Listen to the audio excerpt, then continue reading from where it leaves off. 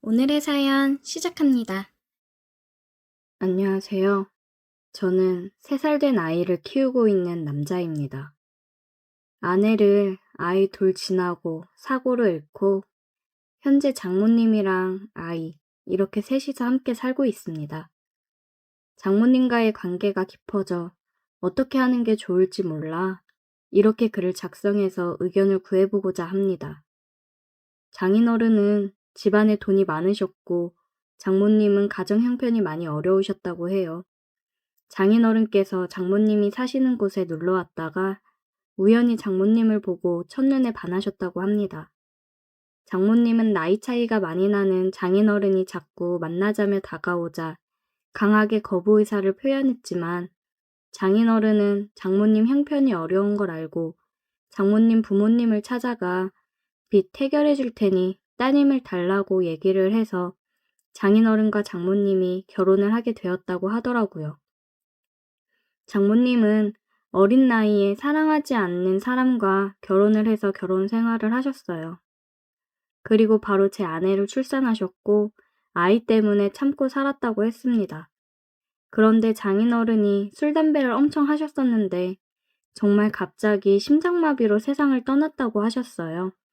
살면서 장인어른에 대한 원망도 많았지만 그래도 남편이고 아이 아빠니 먼저 떠나보낸 게 마음이 많이 아프셨다고 합니다. 장인어른이 남기고 간 재산이 많기 때문에 먹고 사는 문제에 있어서는 크게 걱정이 없었다고 하셨어요. 그래도 장인어른 그늘에서 해보지 못했던 것들, 특히나 경제적 활동을 해보고 싶었던 장모님은 작은 가게를 하나 운영하면서 아내를 키웠다고 하셨습니다. 없이 살아서 원치 않는 혼인을 한 장모님은 어려운 아이들을 위해 기부도 하고 봉사도 하고 사셨어요. 기부는 지금도 하고 있습니다.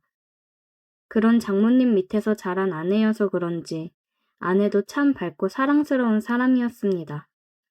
결혼을 해서도 아내는 장모님 혼자 계시니 저랑 같이 장모님을 자주 찾아뵙고 식사도 같이 하고 가끔씩 여행도 다니고 그랬어요. 저도 부모님이 안 계셔서 그런지 장모님이 엄마처럼 잘 챙겨주셔서 정말 감사했고 가족같이 지냈습니다. 한참 행복하게 결혼 생활하면서 아이 돌잔치도 끝내고 그랬는데 정말 한순간에 아내를 사고로 잃고 장모님도 저도 너무 힘든 나날들을 보내고 있었습니다. 아내가 사고로 세상을 떠나고 원래 지내던 곳에서 모든 걸 정리하고 다른 지역으로 이사를 했어요. 아내와 함께 했던 집에서 생활하기 힘들 것 같았는데 마침 회사에서 다른 지역에 지점 하나를 더 낸다고 해서 제가 가겠다고 했습니다. 어린 아이 때문에 장모님이랑 함께 지내기로 해서 같이 이사를 했습니다. 장모님이 아이를 봐줬어요. 힘든 마음을 추스르고 장모님도 저도 힘겨운 상황에서도 서로를 의지하면서 지내고 있었습니다. 장모님도 젊으신 편이기 때문에 사람들이 가끔 저희를 부부로 오해하기도 했어요. 저 또한 장모님이랑 지내오면서 결혼 생활을 하고 있는 듯한 기분이었습니다. 아내랑 장모님이 많이 닮기도 했거든요. 저희는 묘한 분위기 속에서 함께 지냈습니다. 모든 문제는 술을 마시고 나서 일어나죠. 회식이 있는 날이라서 술을 먹었는데 조금 과하게 먹은 날이었어요. 업무 스트레스도 심했고 아내가 더 그리운 그런 날이었거든요. 그렇게 취해서 새벽에 집에 들어갔습니다. 장모님께서 안 주무시고 혼자 눈물을 흘리며 소주를 드시고 있었어요. 장모님, 왜 혼자 술을 드시고 계세요? 박서방 왔어? 에휴, 나도 참 죽책맞게. 신경 쓰지 말고 얼른 들어가 쉬어. 저도 한 잔 주세요. 아내가 그렇게 떠나고 나서 장모님이랑 처음으로 같이 술을 마셨습니다. 장모님, 윤경이 그렇게 떠나보내고 저 진짜 장모님 덕분에 살고 있습니다. 장모님 아니었으면 맨날 술독에 빠져 있었을 거예요. 우리 윤지도 제대로 못 돌봤을 거고요. 장모님도 힘드실 텐데 너무 감사해요. 내가 윤경이 엄마, 윤지 할머니로서 당연히 해야 되는 일들인데 뭐가 고마워. 고마워하지 마. 장모님이랑 한참을 얘기하면서 술을 마셨어요. 이렇게 술을 많이 마시면서 힘들어하는 이유는 저도 장모님도 알고 있었습니다. 떠난 아내에 대한 그리움도 있었지만 미안함이 더 컸습니다. 장모님이랑 이렇게 지내면서 우리는 서로에게 마음이 있다는 걸 느끼고 있었어요. 저는 장모님을 여자로, 장모님은 저를 남자로 보고 있었습니다. 한 집에서 계속 같이 지내고 아이도 있고 결혼한 부부처럼 생활을 하고 있는데 그리고 젊고 아내 닮은 장모님이니 제 마음이 마음대로 되지 않더군요. 애써 서로 부정하고 외면하고 있었지만 사람 마음이라는 게 어디 마음대로 되던가요? 서로에 대한 마음이 점점 더 커져가니 힘들 수밖에요. 장모님, 저 더 이상 제 마음을 숨길 수가 없어요. 윤경이한테 너무 미안하고 이러면 안 되는 거 알지만 장모님을 향한 제 마음을 더 이상 멈추기 힘들어요. 박서방, 장모님도 저 사랑하시잖아요. 우리가 윤지랑 이렇게 행복하게 사는 게 윤경이도 바라는 거 아닐까요? 저는 얘기를 하면서 눈물을 흘렸습니다. 장모님이 눈물 흘리는 저를 보며 눈물을 닦아주었고 우리는 서로의 눈을 바라보았습니다. 사랑해요. 저는 사랑한다는 말을 하고 키스를 했습니다. 우리는 눈물을 흘리며 서로를 안았어요. 이제는 정말 돌이킬 수 없는 강을 건넜기 때문에 서로의 마음을 인정하고 표현했습니다. 그냥 지금 이 순간이 너무 소중하고 미안하고 여러 가지 감정이 겹쳤던 것 같아요. 하지만 이 시간 이후로는 정말 남아있는 우리의 행복만을 생각하려고 합니다. 다음날 아침 우리는 함께 눈을 떴고 다시 한번 서로의 마음을 확인했습니다.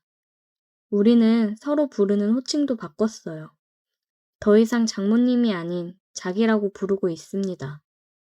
아이한테도 얘기할 때 엄마라고 부를 수 있게 얘기하는 중이에요.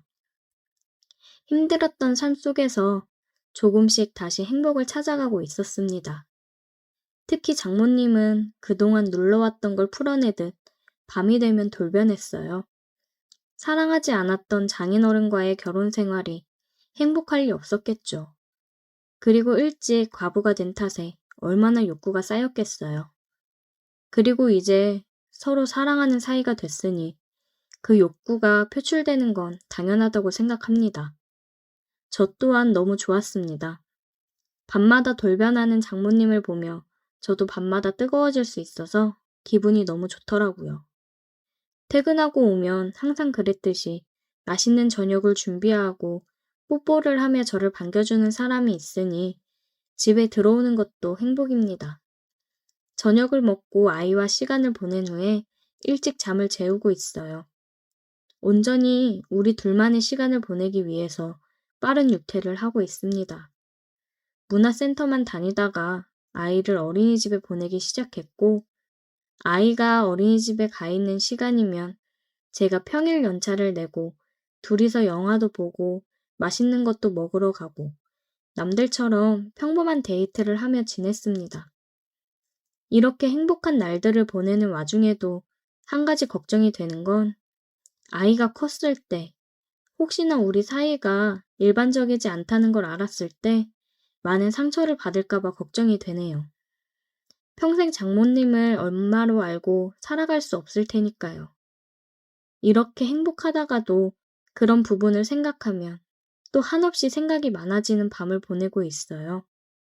우리는 가족으로 행복하게 살아가고 싶은데 커가면서 모든 걸 알게 되는 딸의 마음을 생각했을 때는 정말 이러면 안 되는 건가 싶기도 합니다. 우리 딸도 모든 걸 이해해 줄 수 있을까요? 그건 저희의 큰 욕심이겠죠? 어떻게 하는 게 현명한 방법일까요? 오늘의 사연 여기까지입니다. 오늘도 들어주셔서 감사해요. 구독, 좋아요, 알림 설정 부탁드려요.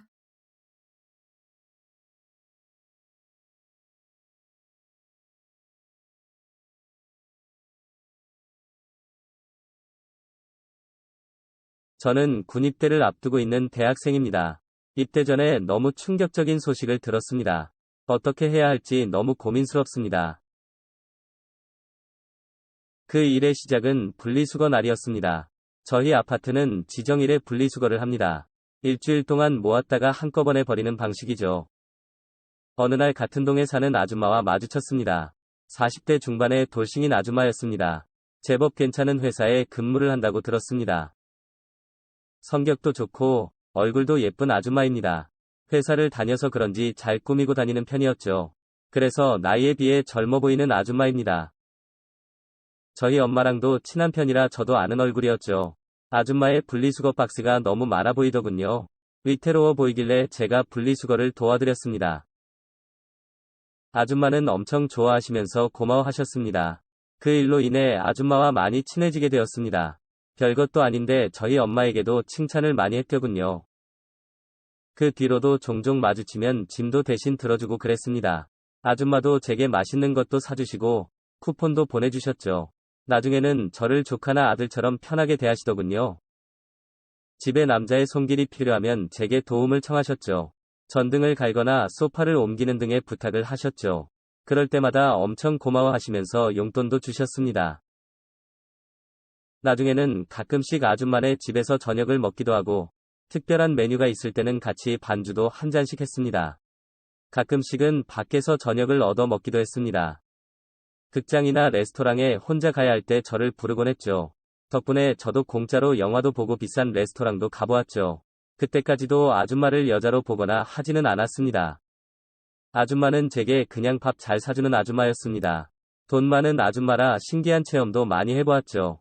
엄마와도 친한 사이라 그냥 친한 이모 같았습니다. 그러던 어느 날 아줌마가 또 도움을 청했습니다. 컴퓨터가 고장이 났는데 좀 봐줄 수 있냐고 했습니다. 치킨 한 마리로 합의 보고 아줌마 집으로 갔습니다. 컴퓨터는 관리를 안 해서 먼지가 많아 보였습니다. 단순히 케이블들을 뽑았다가 다시 연결을 해봤습니다. 그런 간단한 조치만으로 컴퓨터가 고쳐졌지요. 아줌마는 컴퓨터도 잘 고친다며 칭찬을 쏟아내셨습니다. 그러고 있는 동안 주문했던 치킨이 배달 왔습니다. 치킨을 차리고 아줌마가 캔맥주도 꺼내오시더군요. 우리는 치맥을 즐기며 대화를 나눴습니다. 아줌마는 집에 남자가 있으니 든든하다고 했습니다. 본인이 능력도 있으니 남자는 필요 없다고 생각했다더군요. 하지만 혼자 살아보니 남자의 손이 절실하다시더군요. 그래도 저 덕분에 아쉬움을 많이 덜었다고 했습니다. 자꾸만 저를 부려먹어서 미안하다시더군요. 그러면서 남자친구라도 만들어야겠다고 말하더군요. 그럼 제가 남자친구라 생각하시라 했습니다. 그때는 정말 다른 의도는 없었습니다. 제 이야기에 아줌마도 키득거리며 웃었습니다. 사실은 가끔씩 제가 남자친구 같았다고 하시더군요. 그러면서 막 부끄러워하시며 얼굴이 붉어지셨죠. 그런데 그 순간 기분이 조금 이상했습니다. 내가 아줌마의 남자친구라는 상상을 하게 되었죠. 짧은 순간 아줌마와 연인이 되는 상상을 했지요. 저는 혼자서 괜히 당황하게 되었습니다. 그냥 가볍게 받아치면 될 일이었는데 타이밍을 놓쳐서 분위기가 이상해진 것이죠. 아줌마도 민망하신지 슬쩍 시선을 돌리시더군요. 저는 어색함을 풀고자 농담을 던졌습니다. 정말로 남자친구 하냐고 물었죠. 아줌마도 얼굴이 살짝 붉어진 채 피식 웃더군요. 그러면서 그러자고 농담처럼 말씀하셨습니다. 그런데 다음 순간 제가 너무 나가버린 것이었죠. 약간 느끼한 목소리로 사귀어보자고 했죠. 그러면서 아줌마의 손을 잡았습니다. 물론 손을 잡는 게 처음은 아니었습니다. 바깥에서 만날 때 팔짱도 끼곤 했었습니다. 그래서 손잡는 건 아무렇지 않을 줄 알았죠. 그런데 분위기 때문인지 엄청 떨리더군요. 손이 닿자 어색한 정적이 찾아왔습니다. 아줌마도 손을 빼지는 않았습니다. 그리고 눈이 마주치게 되었습니다. 순간 눈빛이 통한다는 기분이었습니다. 왠지 그 순간에는 아줌마가 이성으로 느껴졌죠. 그리고 우리는 정신없이 서로를 끌어당겼습니다. 별다른 예고 없이 서로 키스를 했습니다. 너무 자연스러운 상황이었지요. 돌이켜보면 아줌마도 적극적이었습니다. 불과 몇 분 전까지 아줌마는 편한 이모 느낌이었는데 갑자기 아줌마가 여자로 느껴지기 시작한 것이었죠. 그리고 그것이 시작이었습니다. 우리는 정신없이 서로를 원했습니다. 그렇게 아줌마의 침실에서 사랑을 나누었죠. 그 순간에는 그 행위에만 집중을 했습니다. 나중에는 아줌마가 더 적극적이었죠. 우리는 지칠 대로 지쳐 침대에 쓰러졌습니다. 그리고 숨을 고르면서 정신이 돌아오는 느낌이었습니다. 그리고 우리가 버린 흔적들이 보였습니다. 이모 같던 아줌마의 몸에도 흔적들이 보였죠. 그제야 저는 두려운 마음이 들었습니다. 아줌마도 정신을 차린 듯 조심스럽게 옷을 입었습니다. 우리는 서로 아무런 말도 할 수 없었지요. 아줌마가 먼저 자기가 실수한 것 같다고 하시더군요. 전화기를 보니 부재중 전화가 몇 통 왔었습니다. 시간이 이미 12시가 넘은 상태였습니다. 부모님의 연락이었죠. 갑자기 아들이 사라졌으니 걱정을 할 수밖에요. 그래서 친구랑 잠깐 만나고 온다고 둘러댔습니다. 그러는 동안 아줌마는 욕실로 들어가셨습니다. 저는 도망치듯 집으로 돌아왔습니다. 뭔가 큰 잘못을 저지른 기분이었죠.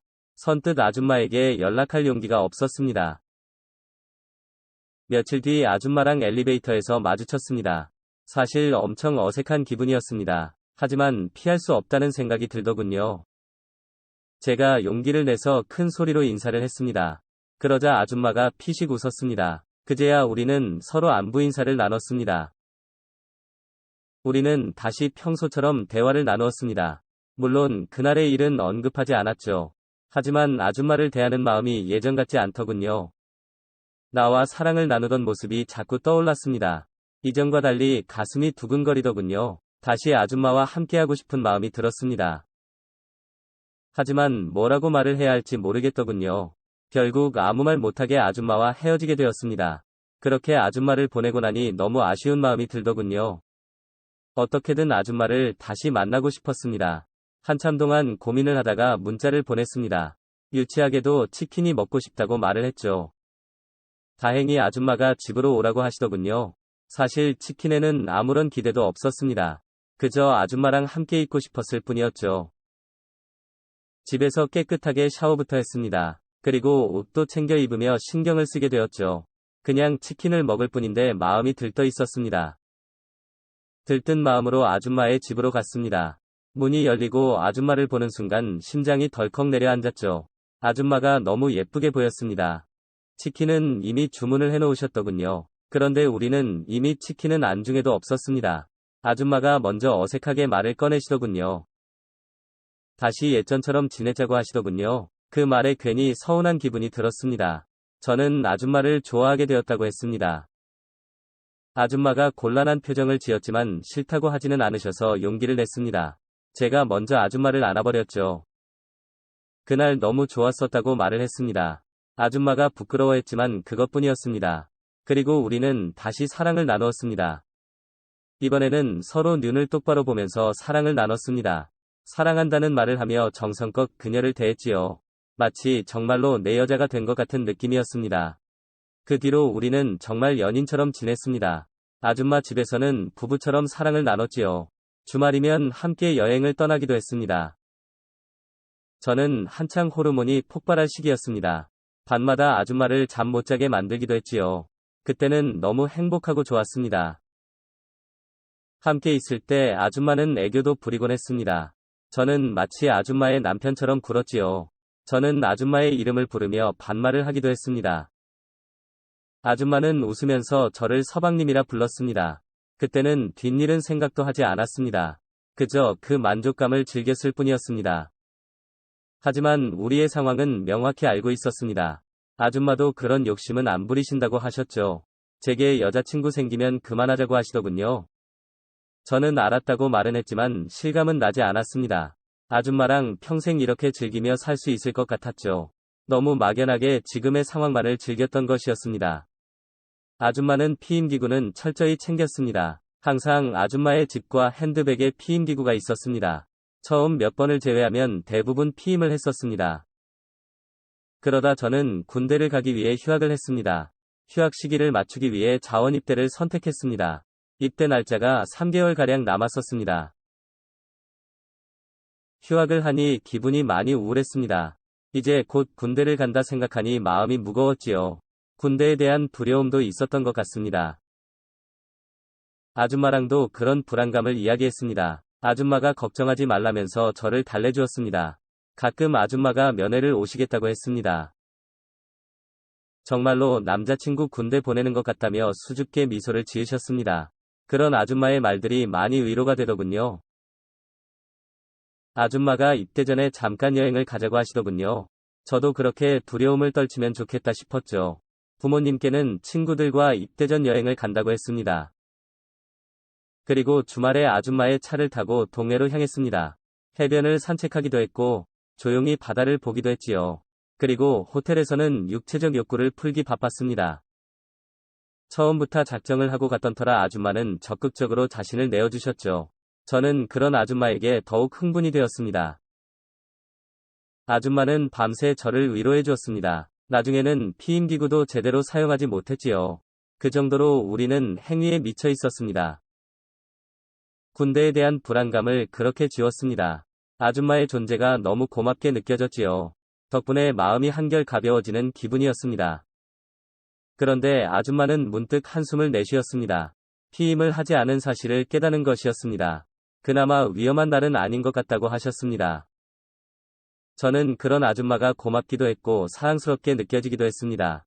그래서 아침부터 아줌마를 꼭 안고 있었습니다. 잠시 후 아줌마는 피식 웃으며 제 기분을 물었습니다. 저는 여자친구 덕분에 좀 좋아졌다고 했습니다. 얼굴이 붉어지며 쑥스러워하는 그녀가 귀엽게 보였습니다. 여행을 다녀온 뒤에는 친구들을 만나러 다녔습니다. 입대 전에 친구들과도 실컷 놀고 싶은 마음이었습니다. 그리고 밤에는 아줌마와 시간을 보냈습니다. 그러다 영장이 나왔고 입대 날짜가 가까워졌습니다.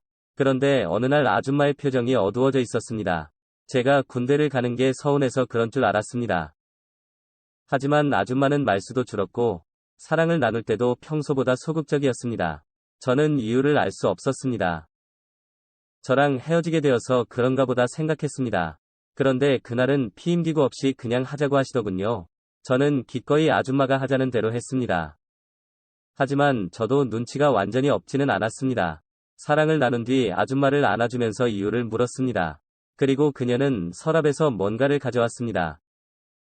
두 줄이 선명한 임신 진단기였습니다. 그제야 아줌마가 임신을 했다고 고백했습니다. 저는 순간 멘붕이 왔습니다. 아줌마랑 함께하는 것이 좋았습니다. 하지만 임신이나 결혼은 생각하지 않은 게 사실입니다. 그저 아줌마와 연애를 즐길 뿐이었죠. 피임은 아줌마가 관리하는 일일 뿐이라 생각했습니다. 하지만 눈앞에서 임신이 현실이 되었죠. 순간 5만 가지 생각이 다 들더군요. 놀란 제가 다시 아줌마에게 물었습니다. 이제 어떻게 해야 하냐고 말이죠. 그러자 아줌마가 한숨을 다시 내쉬었습니다. 아줌마는 저를 빤히 바라보았습니다. 제게 자기와 아기를 책임질 거냐고 하셨습니다. 저는 아무 말도 못했습니다. 그동안 욕구만 풀었을 뿐이었습니다. 책임이라는 것은 생각도 해보지 못했었습니다. 그래서 더더욱 머릿속이 하얗게 변했지요. 아줌마는 농담이라며 자기가 어떻게 해보신다 하셨습니다. 정말 아무것도 생각나지 않았고 아무것도 할 수 없었죠. 그리고 입대하기 일주일 전에 아줌마를 만났습니다. 아줌마는 병원을 다녀왔다고 하시며 아무런 걱정 말라고 하셨습니다. 그 순간 왜 그렇게 눈물이 쏟아지는지 모르겠더군요. 저는 정말로 죄송하다고 사과를 했습니다. 아줌마는 괜찮다고 너무 걱정 말라고 하셨습니다. 하지만 마음이 진정이 되지 않았습니다. 그러자 그녀는 다시 농담을 던졌습니다. 제 이름이 아닌 아기 아빠라고 저를 놀리셨습니다. 아줌마를 덮쳐놓고 군대로 도망가냐고 놀리시더군요. 아줌마의 장난에도 마음이 무거웠습니다. 아기와 아줌마에게 죄책감이 들었습니다. 한 번도 생각하지 못한 죄책감과 후회였습니다. 아줌마는 면회는 언제 가면 되냐고 물으셨습니다. 군대 가면 욕구도 엄청 쌓일 테니 자기에게 풀라고 했습니다. 마치 여자친구가 된 것처럼 말을 하셨습니다. 그런데 아줌마가 더 어렵게 느껴졌습니다. 행위에 책임이 따른다는 사실을 뼈저리게 느낀 것이었죠. 이대로 관계를 계속할 수 있을지 의문이었습니다. 책임감이 너무도 무겁게 다가왔습니다. 이제 와서 아줌마와의 관계도 부담스럽게 느껴졌습니다. 하지만 차마 그런 말을 하지 못하고 있습니다. 아줌마는 부담 가지지 말라고 하셨습니다. 여자친구가 생길 때까지만이라고 하셨죠. 하지만 무거운 책임감을 떨쳐버릴 수 없었습니다. 아줌마와 정식으로 교제를 할까도 생각했습니다. 하지만 서로에게 부담스러운 것도 사실입니다. 군대에 있는 동안 생각을 많이 해봐야겠습니다. 영상 시청 감사합니다.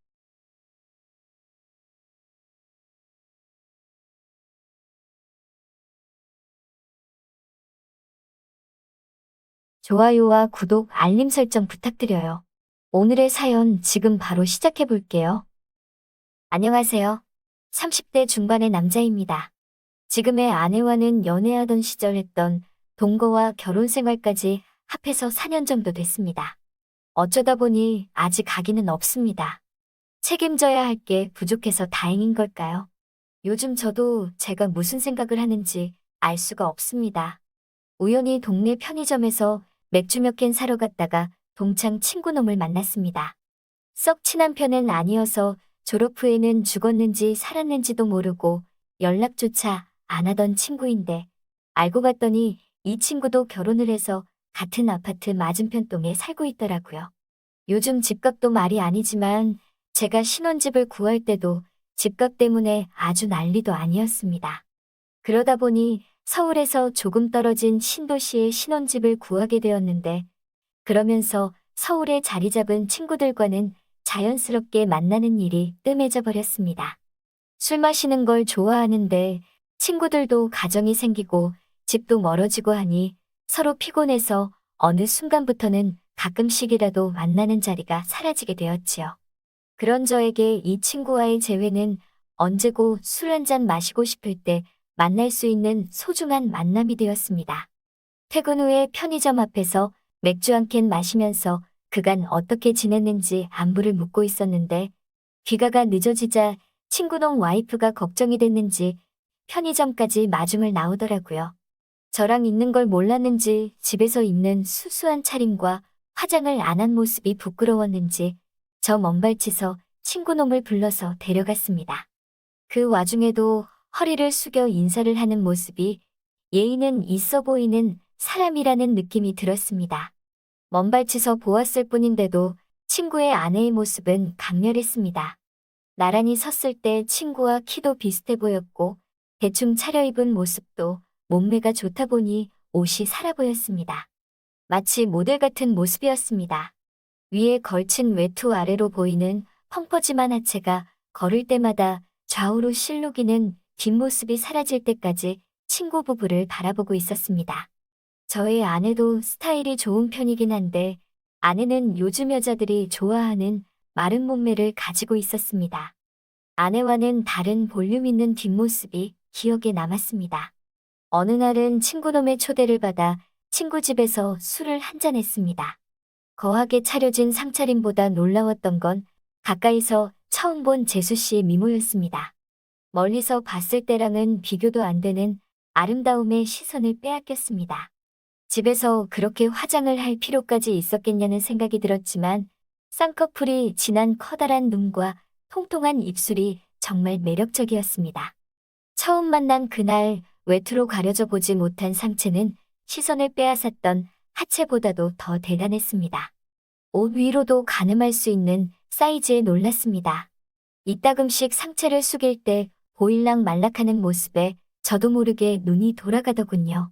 의외였던 건 친구놈 아내랑 제 와이프가 죽이 잘 맞는다는 것이었어요. 아내보다 2살이나 어렸던 재수 씨는 제 아내를 언니라고 부르며 잘 따르더라고요. 덕분에 두 집안은 서로 친해져서 주기적으로 부부끼리 만나 안 가본 동네 식당도 다니면서 즐거운 시간을 보냈습니다. 마음 놓고 술을 마실 수 있는 자리가 생겨서 너무 좋았습니다. 그날도 부부끼리 정기적으로 만나기로 약속한 날들 중 하루였습니다. 그날은 서울에 있는 처제가 놀러 온 날이었습니다. 친구놈의 급한 출장 때문에 모처럼의 모임이 파토가 날 뻔했는데 모임 자리는 이제 더 이상 저와 친구놈을 위한 자리가 아니었습니다. 아내와 재수 씨의 관계가 돈독해졌기 때문이죠. 처제를 재수 씨에게 소개시켜주고 싶다는 이유로 친구놈 없이 여자 3명과 제가 같이 술자리를 갖게 되었습니다. 동태조림집에서 모임을 가졌는데 밥을 다 먹어도 여자 3명의 수다는 끝이 날 줄을 모르더라고요. 바닥에 앉아야 되는 좌식구조의 식당이었는데 여자들 수다 삼매경의 대화에 끼지 못하고 앉아만 있으니 허리가 아파 벽에 기대 앉아 혼자서 남은 음식들을 집어먹으며 소주를 한 잔씩 마시고 있었습니다. 그런 저를 의식했는지 친구놈 와이프는 제 눈치를 흘끗흘끗 보더라고요. 어쩌다가 눈이 마주치기라도 하면 눈웃음을 치며 미소를 지어줬는데 웃음 지을 때 살짝 생기는 보조개가 참 이쁘더라고요. 불편한 저를 거들떠도 안 보는 아내를 보고 있자니 마음이 씁쓸했습니다. 대화에 귀 기울여 보면 재수 씨는 대화를 끝내려고 노력하는 모습이 보이는데 아내는 그런 걸 신경도 안 쓰더군요. 무슨 이야기를 하다가 처제가 제 노래 실력이 좋다는 이야기가 나왔는데 재수 씨가 그 기회를 틈타 노래방으로 2차를 가자고 대화를 이끌어 나가 겨우 탈출할 수 있었습니다. 그런 작은 배려심에 마음이 따뜻해지더라고요. 노래방에 가서 맥주 큰 거와 소주 몇 병을 시켜놓고 시작했습니다. 처제까지 합세한 세 여자의 대화는 멈출 줄을 몰랐고 노래방에서도 노래는 안 부르고 수다 삼매경이 다시 시작되었습니다.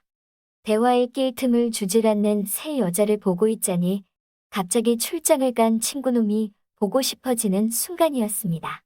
제 아내는 기분이 너무 좋았는지 원래도 술을 잘 못하는데 소맥으로 술을 연거푸 마시다가 노래방에서 뻗어버리더라고요. 대화의 주체였던 아내가 뻗어버리니 처제도 막상 처음 만난 재수 씨와 대화를 나누는 게 어색해 보이더라고요. 얼어붙은 분위기를 달궈 보려고 제가 마이크를 잡고 노래를 한 곡 불렀습니다. 노래하는 동안은 두 사람도 제가 노래하는 모습을 보면서 박자에 맞춰 박수를 치고 있더군요. 흘끗 재수 씨를 봤는데 어두운 방 안에서 노래방 화면에 반사되는 빛 때문인지 그 커다란 눈망울이 반짝반짝 빛나는 것 같았습니다. 노래가 끝나도 어색한 분위기는 좀처럼 나아지지 않았습니다. 처제가 언니가 걱정된다며 술 취한 아내를 집에다 데려다주고 다시 온다고 자리를 비웠습니다. 그냥 이쯤에서 집에 가자고 했는데 아직 술이 많이 남았으니까 아깝지 않느냐며 금방 오겠다고 하고 처제는 노래방을 나갔습니다. 넷이서 있던 자리가 셋이 되고 셋이서 둘이 됐는데 막상 둘만 남으니 오늘 자리 중에서 제일 어색한 시간이 펼쳐졌습니다. 재수 씨도 어색했는지 그냥 따라 놓은 잠만 들었다 놨다 어찌할 줄 몰라 하더라고요. 그렇게 반주기에서 흘러나오는 예약된 노래들을 배경음악 삼아 서로 멀뚱히 술만 마시고 있었는데 재수 씨가 먼저 입을 열었습니다. 이 노래 제가 정말 좋아하는 건데. 반주기에서는 우리가 20대 초반이던 시절 유행하던 발라드 노래가 나오고 있었습니다. 노래에는 자신이 있었기 때문에 뭐라도 해야겠다는 마음에 마이크를 들었죠. 한참 노래를 부르다가 재수 씨를 흘기 쳐다봤는데 양손을 모은 채로 반짝이는 눈으로 저를 바라보고 있었습니다. 두 눈을 크게 뜨고 눈 한 번 깜빡이지 않으며 제가 노래하는 모습을 쳐다보는 재수 씨의 강아지상 얼굴이 앳돼 보여 마치 젊었던 그 시절로 돌아간 듯한 느낌이 들었습니다. 노래가 끝나고 자리에 앉으니 화제가 자연스럽게 그 시절 이야기로 돌아갔습니다. 얼어붙은 분위기가 순식간에 눈 녹듯 풀려버렸고 재수 씨와 대화를 나눠보니 그녀와 저는 참 많은 공통 관심사를 가지고 있는 사람이었습니다. 시간이 가는지도 모른 채 한참을 대화를 나눴습니다. 미리 시켜놓았던 소주의 마지막 잔을 따르고 나니 꽤 시간이 많이 흘렀다는 걸 깨달았습니다. 아내를 데려다 주러 간 처제는 15분 거리인 집을 두고 어디까지 간 건지 돌아오지 않고 감감무소식이었습니다. 걱정이 돼서 후다닥 짐을 챙겨 이만 가보자고 일어나는데 재수 씨가 갑자기 저를 뒤에서 끌어안았습니다. 어찌나 세게 안았는지 등 뒤로 재수 씨의 몸과 체온이 고스란히 느껴졌습니다. 잠시만 둘이서 조금만 더 있으면 안 되나요? 라고 물어오는 재수 씨의 말을 거절할 수 없었습니다. 순간 무언가에 홀린 듯 저는 뒤에서 저를 안고 있는 그녀의 손을 풀고 그녀를 끌어 제 품 안으로 안았습니다. 우리는 흘러나오는 느린 박자의 반주를 음악 삼아 블루스를 추기 시작했습니다. 저의 품에 안긴 재수 씨를 내려다보았습니다. 저를 올려다보고 있던 재수 씨와 눈이 마주쳤고 그녀는 부끄러웠는지 이내 고개를 푹 숙였습니다. 긴 속눈썹 아래로 그녀의 커다란 눈동자가 흔들리고 있는 게 보였습니다. 아름다운 그 모습에 그녀의 허리를 감싸고 있던 제 팔을 제 몸쪽으로 더 세게 당겼습니다. 너무 세게 안았는지 그녀의 입술 사이로 나지막히 작은 탄성이 흘러나왔습니다. 재수 씨는 저를 다시 올려다보고 있었습니다. 반짝이는 그녀의 눈동자 안으로 제 모습이 비쳐 보였습니다. 파르르 떨리고 있는 재수 씨의 어깨를 밀어내고 곧바로 재수 씨의 입술에 제 입술을 맞추었습니다. 그 어느 때와도 비교가 되지 않는 전에 없던 황홀한 기운이 제 몸을 감쌌습니다. 반주기의 노래소리가 더 이상 들려오지 않게 돼서야 멈출 수 있었습니다. 정적과 함께 우리는 제정신을 차린 듯 껴안고 있던 서로에게서 떨어져 아무 말도 하지 못했습니다. 노래방에서 나와 집으로 돌아가는 길, 재수 씨와 저는 서로 아무 대화 없이 나란히 서서 걷기만 했습니다. 걷는 도중에 서로의 손등이 스쳤는데 제가 용기를 내서 재수 씨의 손을 꼭 잡았습니다. 아파트 입구까지 들어오는 동안 그 손을 놓지 않았습니다. 집까지 바래다 준다는 저희 말을 거절하더니 오히려 제가 무사히 들어가는 모습을 보고 싶다는 그녀의 말에 엘리베이터에 몸을 실었습니다. 집까지 올라가는 엘리베이터 안에서 우리는 입을 맞추며 서로의 마음을 다시 한번 확인했습니다. 비밀번호를 누르고 현관문을 여니 처제가 취한 아내를 방까지 미처 옮기지 못했는지 현관문 앞에 둘이서 나란히 바닥에 뻗어 있더라고요. 저와 재수 씨의 부축을 받아 두 사람을 방으로 옮기고 잠시 쉬고 간다며 우리는 소파에 앉았습니다. 서로 아무 말도 하고 있지 않았지만 우리 둘의 눈은 서로가 무엇을 원하는지 알고 있었습니다. 아침이 밝아올 때까지 아내와 처제가 자고 있는 우리 집안에서 친구의 아내인 재수 씨와 저는 서로의 마음을 강렬하게 표현했습니다. 만약의 상황에 대비해 서로 옷은 계속 입고 있었지만 그 어느 때보다 서로의 체온을 느낄 수 있었습니다. 그 뒤로 몇 번의 모임이 더 있었지만 좀처럼 둘만 보낼 시간이 없었습니다. 가끔씩 마주치는 재수 씨의 눈빛이 무엇을 원하는지 알 수 있었습니다. 아내 몰래 몇 번의 월차와 병가를 사용해 재수 씨와 자주 시간을 보냈습니다. 더 이상 사용할 월차가 없게 된 지금 재수 씨와 함께 시간을 보내고 싶은 제 자신을 주체할 수 없습니다. 아무것도 모르는 아내와 친구놈을 보면 더 이상 이러면 안 된다는 생각이 들지만 이 만남을 멈출 수가 없네요. 어떻게 해야 할지 모르겠습니다. 제 이야기는 여기까지 하겠습니다. 시간 내주셔서 감사합니다.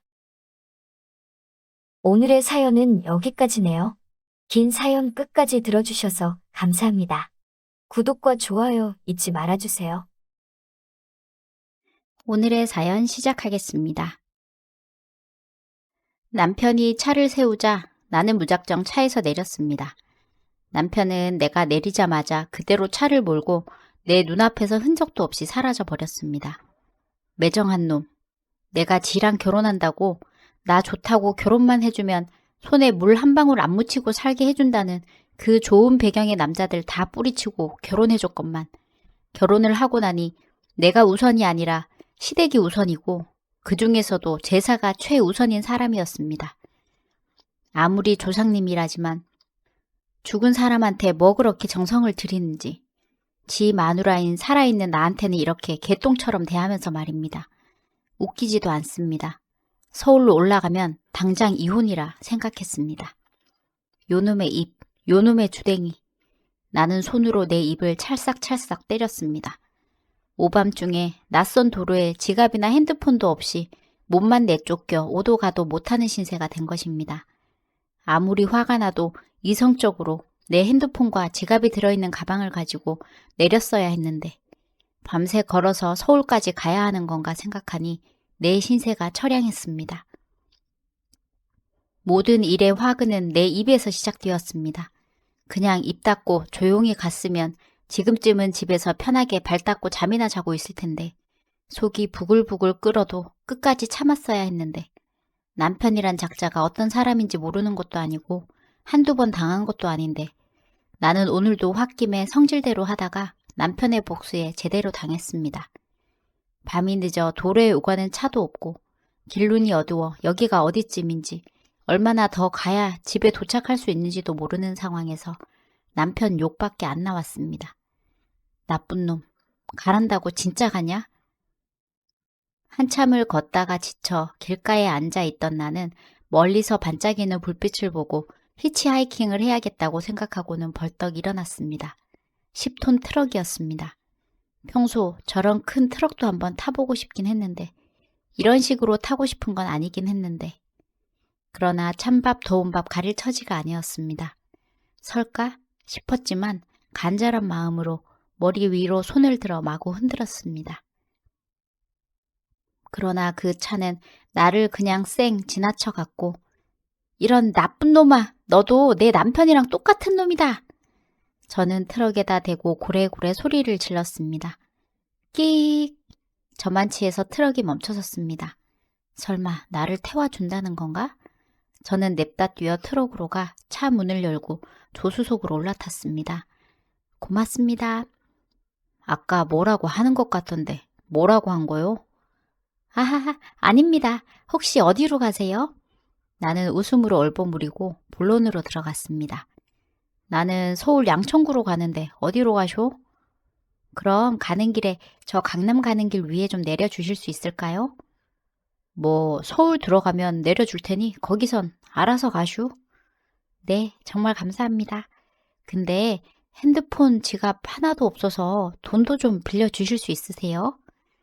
뭐 이렇게 없는 게 많고 해달라는 게 많아. 배고프니 밥도 사달라고 하지 그래? 사실 춥고 배도 고프긴 한데 히터 먼저 좀 틀어주실 수 있을까요? 참. 난 밤새 달려야 해서 히터 틀면 졸려서 곤란한데. 전 밖에서 한참 떨었더니 애처로운 눈길로 쳐다보자 트럭 운전사는 그럼 히터 틀고 길가에 한잠 자고 가야겠네. 안 그래도 나도 졸리던 참이었는데. 그렇게 우리는 도로가에 있는 졸음쉼터에서 트럭을 세우고 트럭 안에서 눈을 감고 잠을 청했습니다. 저는 기분이 싱숭생숭했습니다. 낯설고 좁은 공간에서 외간 남자와 둘이 밀접해 있으니 잠도 오지 않고 가만히 있기가 힘들어 이리 뒤척 저리 뒤척 했더니 트럭 운전기사는 실눈을 뜨고 나를 보더니 잠 좀 잡시다 했습니다. 잠이 안 와요. 왜요? 외간 남자랑 있으니 긴장돼서 그런가 봐요. 털끝 하나 손도 안 댈 테니 걱정 마슈. 그게 더 기분 나빠요. 내가 매력이 없나 싶고. 참. 차 태워줘, 돈도 줘, 히터 틀어줘. 이제는 그래 너 이쁘다 얘기까지 해줘야 돼? 이런 대책 없는 사람은 또 처음일세. 또 뭐가 더 필요한지 얘기해봐요. 드러나 봅시다. 그럼 이렇게 해주세요. 트럭 운전기사에게 나는 원하는 걸 얘기했고 기사는 이 여자가 진짠가 싶어 한참을 생각하는 눈치더니 그럼 넓은 뒷자리로 건너가서 합시다. 새벽녘이 밝아올 때쯤 트럭 안은 히터 덕분인지 내 몸에서 열이 나는 건지 더 이상 춥지 않고 사우나같이 후끈했습니다. 우리 배고픈데 밥 먹으러 가요. 밥 사달라는 말을 아주 자연스럽게 하네 그려. 호호. 나는 웃으며 트럭 운전기사의 팔짱을 끼고 휴게소에 들어갔습니다. 휴게소 식당에 마주 앉아 순댓국을 먹으며 트럭 운전기사가 물었습니다. 무슨 일이 있었길래 오밤중에 도로에 있었던 거요? 실은 어제 시댁 제사 다녀오는 길에 남편하고 싸우고 홧김에 내렸어요. 그 나쁜 놈은 그냥 가버리고. 이때다 싶어 저는 트럭 운전기사 아저씨에게 자초지종을 설명하기 시작했습니다. 저는 남편과 제사 지내러 시댁인 경주에 내려갔다 서울로 올라오는 길에 차 안에서 신랑에게 싫은 소리를 좀 했습니다. 아무리 종갓집이라도 제사를 한 달에 한 번씩 내려가서 지내는 건 너무 무리 아냐? 내가 집에서 쉬는 것도 아니고 맞벌이 하면 적어도 어머니가 장이라도 봐주셔야 하는 거 아니야? 내가 내려가서 요리만 하는 것도 아니고 서울에서 장 봐서 부랴부랴 경주 내려가서 제사상 차렸으면 고생했다 수고했다 한마디라도 해주셔야 하는 거 아니냐고. 결혼 전에 미리 얘기했잖아. 우리 집 제사 12번 다달이 있다. 며느리가 너 혼자뿐이니 힘들 텐데 할 수 있겠냐. 못한다고 하면 나도 결혼할 수 없다. 그랬더니 네가 할 수 있다. 결혼해달라고 졸라놓고는 이제 와서 누구를 탓해? 그래도 이건 너무하잖아. 시어머니랑 신우 2명, 당신까지 모두 도와주면 그렇게 힘들지는 않을 거라며. 난 당신 믿고 결혼한 건데 아버님은 당신 데리고 동네 어른들한테 인사시킨다고 데려가 버리고 어머니는 허리 아파서 못한다. 신우들은 여행 갔다. 애 어려서 못 온다. 결국엔 제사상 나 혼자 다 준비하고 차리는 게 한두 번이야? 엄밀히 말하면 나는 장신의 핏줄도 아닌데 내가 왜 그 고생을 해야 하냐고. 나 식모로 부려먹으려고 결혼한 거야? 그래서 고생 많을 거라고. 집도 당신 이름으로 사주시고 부모님도 할 만큼 하셨잖아. 받을 만큼 받고는 좋아서 입이 해 벌어진 게 누군데 이제 와서 못한다고. 누가 보면 몇십 년 혼자 제사상 차린 줄 알겠어. 이제 1년도 안 됐는데. 더러워서 그놈의 집 가져가고 결혼 물러. 난 제사상을 내가 준비한다는 게 불만이 아니라 애초에 약속이랑 다르게 모두 나 몰라라 하는 당신 포함 시댁 식구들 태도에 불만이라는 거야. 나도 너 이러는 거 질린다. 걸핏하면 결혼 무른다느니 시댁을 우습게 보는 태도며. 이래서 내가 결혼을 안 하려고 했는데 어린 거 너무 티내지 마라. 차 세워. 나 내릴 거야. 자초지정을 다 들은 트럭 기사는 무슨 말을 하려고 입을 옴짝하다가 그대로 입을 꾹 다물었습니다. 표정을 보아하니 분명 네가 잘못했네 라는 뉘앙스로 한마디 하려다 괜히 참견해서 일 키우고 싶지 않았는지 그냥 그랬구먼 하고 고개만 끄덕이고 말더군요. 분명 이 아저씨는 할 말 안 할 말 구분도 할 줄 알고 역시 연륜이 있으니 사람에 대해 파악하는 것도 빠르고 대처도 잘 하는 것 같습니다. 이 아저씨가 뒤로 한 발 물러서니 순간에 제 화를 누그러뜨리는데도 효과가 좋았습니다. 그러니 남편과 달리 부딪히지 않았습니다. 저도 물론 제가 어느 정도 잘못했다는 것도 알고 억지를 부리는 것도 알고 있는데 다 알고 있으면서도 이렇게 물러서니 오히려 제가 좀 멋쩍어지는 느낌이었습니다. 그나저나 저는 아무래도 좋았습니다. 덕분에 오랜만에 쿵짝 맞는 사람을 만났으니 말입니다. 이런 기회가 흔한 것도 아니고. 혹시 결혼하셨어요? 했지. 애도 벌써 다 커서 집 밥벌이 하는데. 사모님이랑 금술은 좋으세요? 우리 마누라하고는 사별한 지 몇 년 됐어. 살아있을 때는 금술이 좋았지. 그러실 것 같아요. 아내분 그리울 때 어떻게 하세요? 뭐 어쩔 수 있나? 죽은 사람이 살아 돌아올 수 있는 것도 아니고. 외로우시겠다. 그럴 땐 저한테 연락 주세요. 허허, 참 이 아가씨가. 아니, 아줌마가 당돌하기도 하네. 그래서 싫으세요? 난 단순한 놈이라 골치 아픈 건 싫어. 한 번이면 됐지. 아저씨가 여자를 만나지 않는 건 소중한 재능 낭비라고요. 그리고 우리가 또 어떤 인연이 될지는 모르잖아요. 소중한 인연 계속 이어나가자고요. 혹시 집안에 제사 지내세요? 아니, 난 안 지내. 나는 막내라 우리 형님이 알아서 지내지. 형님도 그냥 간단하게 기도만 하시지. 나만 그냥 아내 기일날 아내 좋아했던 것만 몇 개 밥상에 더 놓지. 저 어떠세요? 무슨 말이야? 오늘 처음 봤는데 내가 아가씨를 어떻게 알아? 호호, 저는 아저씨 너무 좋은데. 이대로 헤어지기는 너무 아쉬운데 여기 앞에 있는 전화번호로 연락드리면 되죠? 전화 드릴게요. 자주 만나요, 우리. 트럭에 타고 기사가 시동을 걸고 출발하려고 하자 저는 기사의 손을 잡으며 밥을 먹어서 졸린데 조금만 더 쉬었다 가요. 라고 말했고 트럭은 졸음쉼터에서 한참을 서 있다 지나가는 차량이 많아지자 그제야 서울로 출발했습니다. 서울로 출발하는 트럭에서 저는 곤히 단잠에 빠져들었습니다. 그 이후로도 저는 제사 때문에 남편과 여전히 티격태격하고 있고 그럴 때마다 트럭 운전기사 아저씨한테 신세 한탄을 늘어놓으며 만남을 이어오고 있습니다. 남편과는 몇십 년이 지나야 서로 맞춰가고 서로의 의견이 수그러질 것 같은데 그때까지 결혼 생활을 유지할 수 있을지나 모르겠어요. 저한테는 오히려 나이 차이가 좀 나면서 배려심 많고 져주는 운전기사 아저씨가 딱이라는 생각도 들고 하루라도 빨리 마음을 정하고 정착을 해야 할 텐데 결정을 내리기 쉽지 않네요. 제가 남은 생을 행복하게 살아가려면 어떤 선택이 현명할까요? 좋아요와 구독, 알림 설정 부탁드려요. 오늘의 사연 지금 바로 시작해 볼게요. 안녕하세요. 저는 30대 초반의 남자입니다. 문득 TV를 보다가 촬영장에서 있었던 그녀와의 추억이 생각나서 그때의 기억을 되짚어보며 저희 이야기를 한번 해보려 합니다. 제가 24살 때 일이에요. 그때는 거의 매일 영화 촬영으로 정신없이 바빴습니다. 눈이 오나 비가 오나 항상 카메라 앞에 있었죠. 요즘은 그저 평범한 회사원입니다. 제가 누구인지 궁금하시다고요? 이름 석자 알아봤자 아무리 검색하셔도 못 찾으실 거예요. 촬영장에서 저희 역할은 엑스트라였으니까요. 처음에는 연예인 구경 해보려고 호기심에 나가봤는데 일당을 그날그날 지급해줘서 공사장이나 물류센터 같은 데서 일하는 것보다는 한결 몸이 편하더라고요. 한동안 촬영장을 찾아다니며 수많은 드라마와 영화에 출연을 했고 아직도 재방송이나 영화를 보다가 제가 나오는 장면을 찾으면 그때의 일을 추억하고는 합니다. 물론 쉬운 일은 아니에요. 촬영장마다 제작사마다 조금씩 차이가 있기는 한데 생각보다 바쁘게 돌아가기 때문에 저희까지 일일이 챙겨주지 못해주거든요. 촬영이 늦게 끝나면 교통편이 없어 첫 차가 뜰 때까지 집에 못 돌아갈 때도 부지기수였고요. 아무튼 그날은 집합 장소가 여의도였어요. 방송국 앞에서 대기하고 있는데 생각보다 많은 사람이 대기하고 있었어요.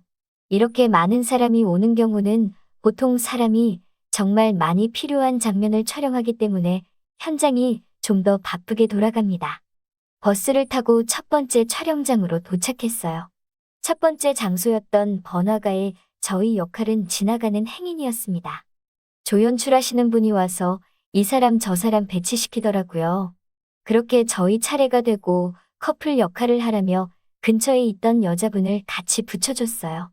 어깨를 살짝 덮을 듯한 길이의 검정색 생머리가 잘 어울리던 그녀는 연예인들하고 비교해도 손색이 없을 정도로 아름다운 미모의 소유자였습니다. 몸에 쫙 달라붙는 청바지와 가슴이 훤히 파인 흰색 반팔 티셔츠를 입고 있었는데 파인 옷 사이로 보이는 가슴골을 피해 눈을 옷으로 돌리면 얇은 흰색 티셔츠 안으로 살짝 비치던 검정색 속옷이 눈에 들어오더군요. 눈을 어디다 둬야 할지 모르겠어서 어영부영하며 서로 어색하게 인사를 했는데 서로 말 나눌 틈도 없이 곧바로 촬영이 시작되었죠. 저와 그녀는 여기서부터 저기까지 걸어갔다가 저기에서 다시 여기로 걸어오면 되는 막중한 임무를 부여받았어요. 걷는데 좋은 향기가 나서 긴장을 했는지 뻣뻣하게 굳어서 걸어갔어요. 뒤에서 컷! 소리가 들리면서 뒤에 걷는 커플분들 좀 더 다정하게 해주세요 라는 요청이 들어왔어요. 괜히 저 때문에 촬영이 지연되는 것 같아 미안했습니다. 죄스러운 마음에 촬영이 시작되자마자 다짜고짜 그녀의 어깨를 감싸 안고 진짜 커플인 것 마냥 걸어갔어요. 사실 카메라나 주연 배우들 쳐다보지 않고 보기에 대충 어색하지만 않으면 됐는데 사람이 더 많은 현장 때문에 그런지 조금 오버했다는 느낌도 있었네요. 그렇게 두어 시간을 처음 보는 여자의 몸을 밀착시킨 채 계속 걸어만 다녔습니다. 얇은 5단으로 그녀의 볼륨이 그대로 느껴져서 2시간 내내 뻣뻣해져 있었어서 아주 난감했네요. 그런데 그녀가 제게 말을 걸어왔어요. 저기요. 촬영 끝났는데 이제 손 좀. 너무 몰입했는지 촬영이 끝나고 휴식 시간이 되었는데도 그녀의 허리를 감싼 저희 손이 그녀를 놓아주지 않았던 거예요. 화들짝 놀라 그녀에게 사과했습니다. 그녀는 괜찮다며 살짝 웃어줬어요. 아무튼 첫 번째 촬영이 끝나고 두 번째 촬영이 시작되었습니다. 저는 결혼식에 찾아온 신랑 친구로 여러 무리의 사람들 속에서 박수를 쳐주는 또 다른 막중한 임무를 부여받았죠. 문득 그녀가 떠올라서 두리번거리면서 찾아봤는데 저쪽 멀리 신부 친구가 돼서 앉아 있더라고요. 단정한 정장으로 옷을 갈아입었는데 아까 새끼 넘치는 모습과 다르게 성공한 커리어 우먼의 분위기까지 가지고 있었어요.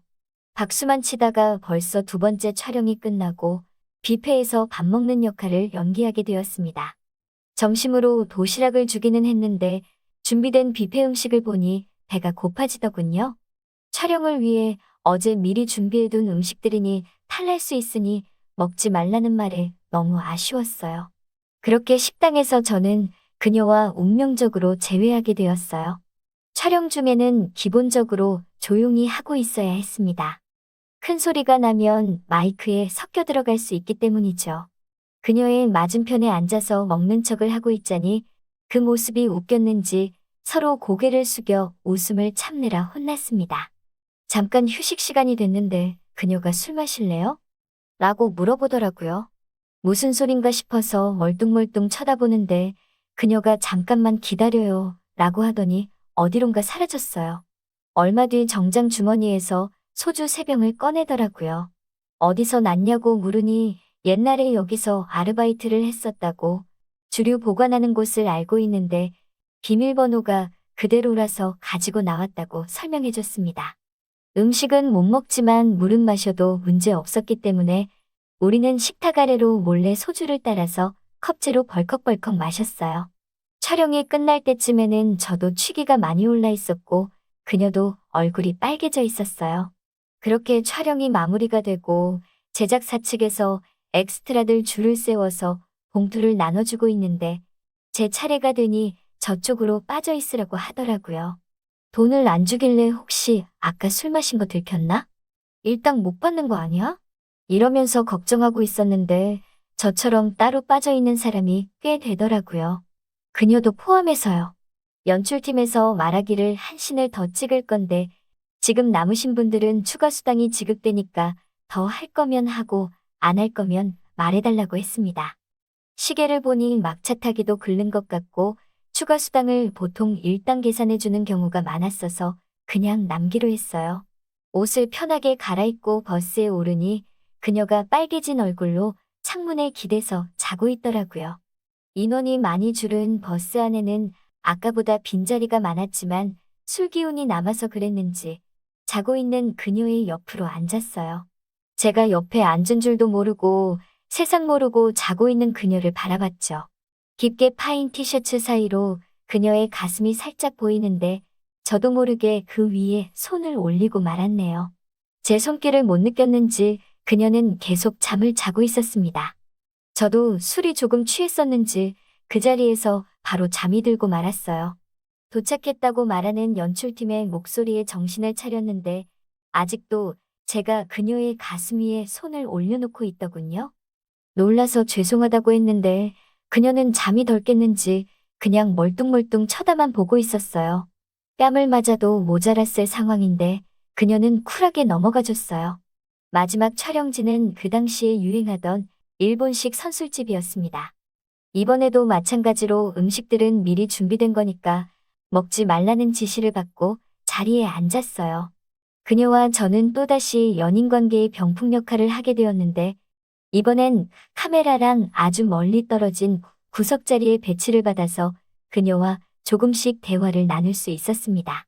배우 지망생이었던 그녀는 아주 가끔씩 몇몇 연예인들이 엑스트라를 하다가 캐스팅되는 경우도 있다고 해서 혹시 몰라 시간이 날 때 일을 가끔씩 하고 있다고 말해줬어요. 배우 지망생이란 이야기를 들으니 이렇게 이쁘다는 게 바로 납득이 되더라고요. 소속사 같은 건 없고 당분간은 혼자 힘으로 캐스팅될 때까지 계속 도전해볼 거라고 하는 그녀의 자신의 참모습이 너무 보기 좋았네요. 배우들이 연기를 잘 못해서 그랬나 이유는 잘 기억이 안 나는데 취해서 흐트러진 모습을 연기하면서 대화를 나누는 장면을 마무리 짓지 못하고 컷이 굉장히 많이 나서 촬영이 엄청나게 지연되더라고요. 밤은 깊어가고 잠은 쏟아지고 점점 촬영장 분위기도 험악해지는 것 같았습니다.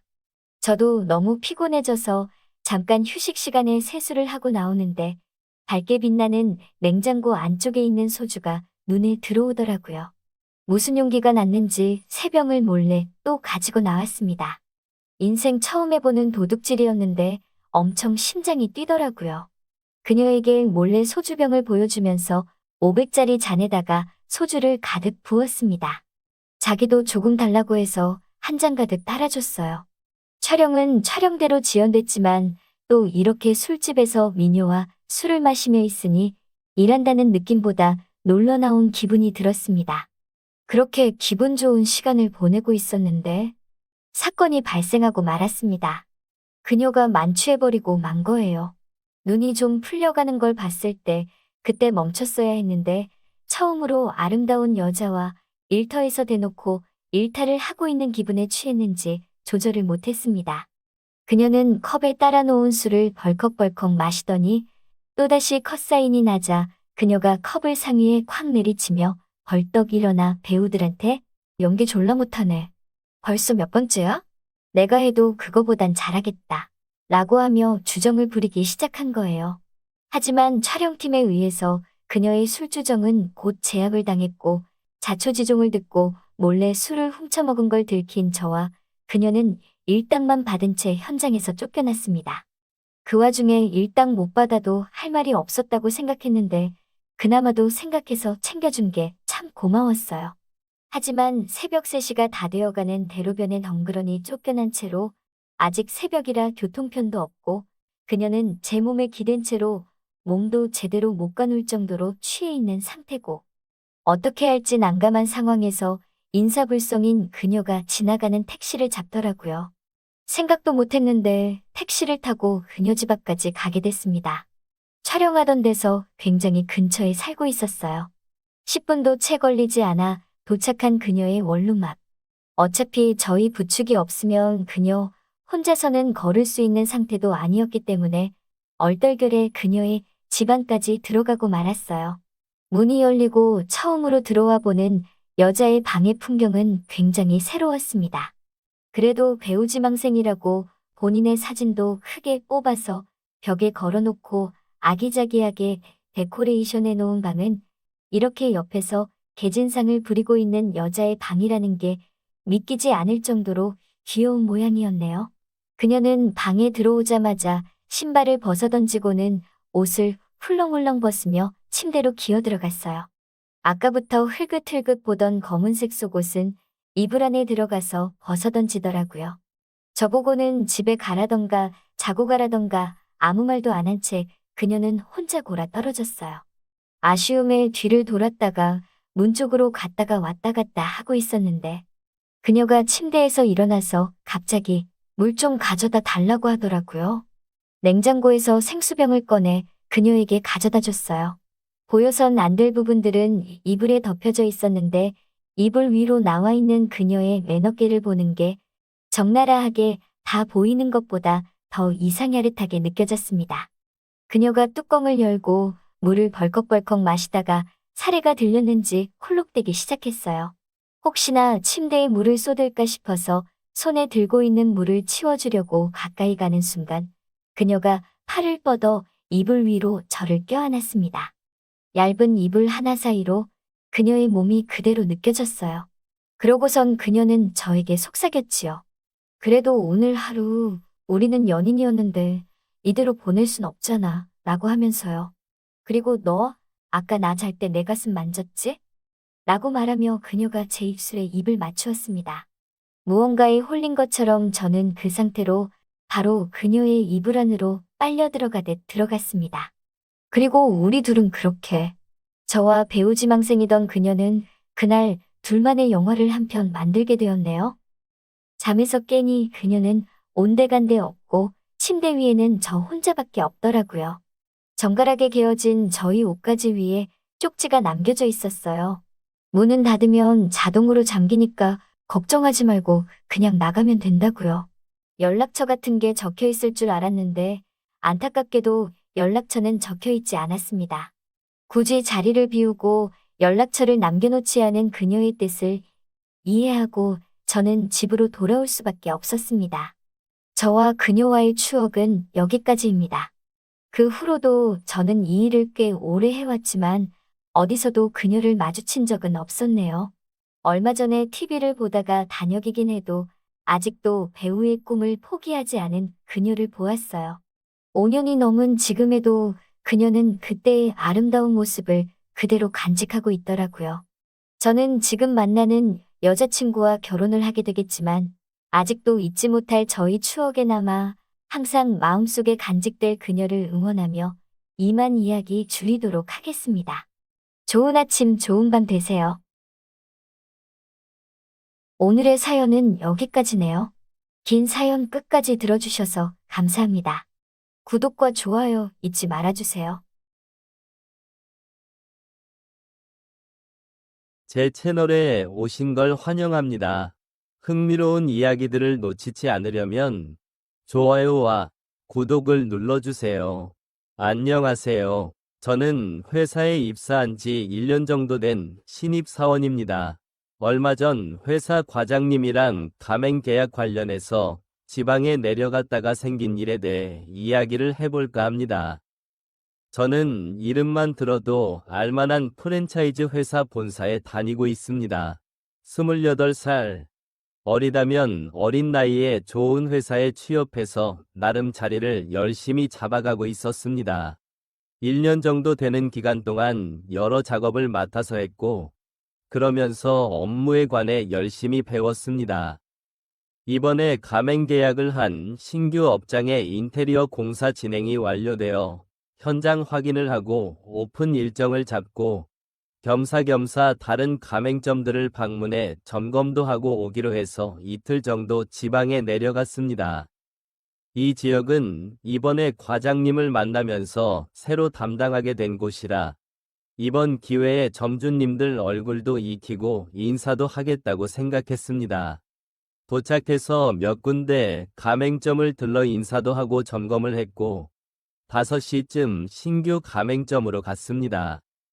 오늘 처음으로 신규 업장 사장님을 만난 자리였는데 첫인상이 굉장히 매력적이었습니다. 그녀에게서 뿜어져 나오는 포스가 있었습니다. 안녕하세요, 사장님. 오늘따라 더 예쁘고 섹시해 보이시네요. 오셨어요. 과장님은 여전하시네요. 과장님의 직구 같은 인사에도 당황하지 않고 당당하게 얘기하는 모습이 멋있어 보였습니다. 하나로 질끈 묶은 머리에 몸에 딱 맞는 정장을 입었는데 굉장히 일에 중독된 커리어우먼 느낌이 났습니다. 과장님 말씀으로는 32살이라고 하던데 이 나이에 자기 가게를 차렸다는 게 멋있더라고요. 오픈 일정은 정하셨어요? 네. 이번 주 금요일로 생각하고 있어요. 그래서 필요한 재료들 발주를 내일 다 넣으려고 해요. 정찬아, 네가 잘 체크해라. 네, 알겠습니다. 사장님, 세부사항은 저녁에 같이 먹으면서 하시죠. 그럴까요? 제가 안내할게요. 그녀가 안내하는 맛있는 식당에 가서 고기를 먹으며 술을 한 잔씩 했습니다. 아, 맞다. 내가 지점 사장님 한 분 더 오라고 했는데 괜찮죠? 그분은 매출이 잘 나오는 지점 사장님이라 사장님도 알아두시면 많은 도움이 될 거예요. 네, 그러세요. 과장님은 핑계 삼아 자기가 친한 지점 사장이랑 같이 술을 마시고 놀 생각이었던 것 같았습니다. 10분 정도 지났을까요? 아까 말했던 사장님이 한 분 오더라고요. 서로 인사를 나눴고 술을 한 잔씩 했습니다. 사장님 운 좋으시네요. 제가 맡은 지점들이 다 매출 상위권인 거 알죠? 저만 잘 따라오면 걱정할 게 없어요. 네, 잘 부탁드릴게요. 한참을 술을 마시고 잠깐 화장실에 갔는데 과장님이 따라오더라고요. 야, 정찬아, 우리 따로 2차 갈 거니까 네가 알아서 저 여자 데려다 주고 넘어와. 여기까지 왔는데 재밌게 놀다 가야지. 김 사장이 손단위 가자. 과장님은 이미 신이 나 있었습니다. 식사가 끝나고 그녀가 계산을 했어요. 정찬아, 이 사장님 잘 모셔다 드리고 숙소로 들어와라. 알겠지? 예. 알겠습니다. 과장님 먼저 들어가서 쉬고 계십시오. 과장님이랑 김 사장님은 둘이 어깨동무를 하며 갔습니다. 사장님, 댁은 어느 쪽으로 가세요? 택시 타고 가시죠. 아니요. 저 근처가 집이라 술도 깰 겸 걸어가려고요. 그래요? 아, 그래도 시간도 늦었는데 혼자 보내기 좀 그런데 같이 가시죠. 매너 있네요. 그래요. 그럼 같이 가요. 그녀를 집에 데려다 주면서 이런저런 농담도 하고 서로에 대해 이야기를 하며 걸었어요. 한참을 떠들면서 걷다 보니 어느새 그녀의 집 앞에 다 왔더라고요. 벌써 다 왔네요. 아, 여기 사시는구나. 되게 빨리 도착했네요. 그녀와 저는 오면서 대화를 해보니 서로 잘 통했습니다. 그래서 이대로 그녀와 헤어지는 게 아쉬웠습니다. 조심히 들어가세요. 저는 가볼게요. 커피 한 잔 하고 갈래요? 그녀의 말에 저는 커피 좋아한다며 그녀를 따라 올라갔어요. 그녀는 아이스 커피를 타줬고 방으로 들어갔습니다. 저는 그녀가 준 커피를 마시며 거실을 천천히 둘러보고 있었어요.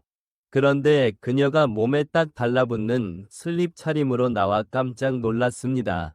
마시던 커피를 저도 모르게 뿜어버렸어요.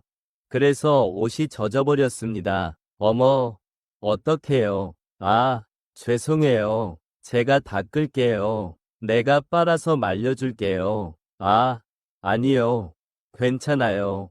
그냥 가도 돼요. 난 더 같이 있고 싶은데. 그녀의 말을 듣고 저는 이건 나에게 보내는 신호라 생각하고 그녀의 얼굴을 잡고 그대로 입을 맞췄습니다. 핸드폰이 울렸지만 저에게 지금 전화 따위는 중요하지 않았어요. 술을 마시면서 그녀를 품에 안아보고 싶다는 생각을 하긴 했었는데 정말 지금 제가 그녀의 집에서 그녀를 안고 있을 줄은 생각도 못했습니다. 질끈 묶고 있던 머리를 푼 그녀는 더 섹시해 보였습니다. 그녀와 1시간 정도 뜨거운 시간을 보내고 나서 정신을 차렸습니다. 핸드폰을 보니 과장님이 위치를 남긴 연락이 와 있었습니다. 아, 빨리 가봐야겠다고 생각했습니다. 가려고? 아, 네. 과장님이 기다리셔서요. 언제 올라가? 12시 넘었으니까 오늘 저녁 먹기 전에 올라갈 것 같아요. 아쉽네. 또 하고 싶은데 이쪽 올 일이 있으면 언제든지 와. 내가 놀러 가도 돼? 그럼요. 언제든지 놀러 오세요. 그녀와 짧았던 아쉬운 시간을 뒤로 한 채 저는 과장님이 있는 곳으로 갔습니다. 도착해보니 과장님과 김 사장은 없었어요. 물어보니 둘 다 여자랑 2차를 나갔다고 했습니다. 저는 그럼 숙소에는 안 들어오겠구나 생각했고 다시 그녀의 집으로 갔습니다. 자고 가도 돼요? 물론이지. 그녀는 제가 다시 온 게 너무 좋았는지 문이 닫히지도 않았는데 저를 끌어당겨 입을 맞추었습니다. 우리는 한 번 더 뜨거운 시간을 보냈어요. 제가 살면서 여자를 많이 만난 건 아니었지만 연상의 여자와는 처음이었는데 그녀는 저를 리드하며 색다른 경험을 선사해 주었습니다. 일에 중독된 커리어우먼의 모습이었던 그녀는 밤에는 또 다른 매력이 있었습니다. 도도했던 그녀의 반전 매력을 보니 너무 흥분이 되더라고요. 그런 그녀에게 저는 점점 빠져들고 있었습니다. 밤새 그녀는 저를 가만두질 않았어요. 그런 그녀 덕분에 저는 3시간도 채 못 자고 과장님보다 먼저 숙소에 도착해 있으려고 일찍 숙소로 돌아갔습니다. 과장님은 10시쯤 돼서야 숙소로 들어왔습니다. 그리고 남은 가맹점을 들렸다가 다시 돌아왔어요. 가끔씩 혼자 출장을 갈 때면 따로 숙소를 잡지 않고 그녀의 집으로 향하기도 했습니다. 그녀와 함께하는 시간은 언제나 짜릿하고 좋더라고요. 우리의 이 관계가 언제까지 지속될지는 알 수 없지만 최대한 오래 그녀와 함께 했으면 좋겠습니다.